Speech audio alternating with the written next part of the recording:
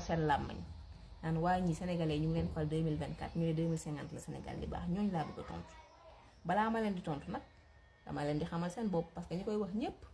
ñii parti socialiste lañ bokkoon régime socialiste ñii c'est les libéraux waa mbokk yi xam ngeen ni Sénégal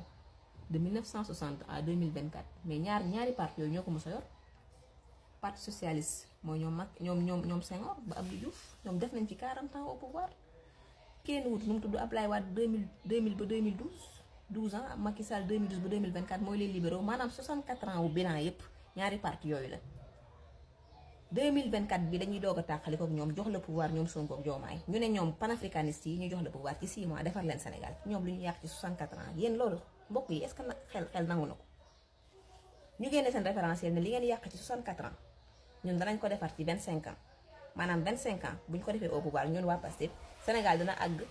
ci niveau boo xam ne sax day dépasser Allemagne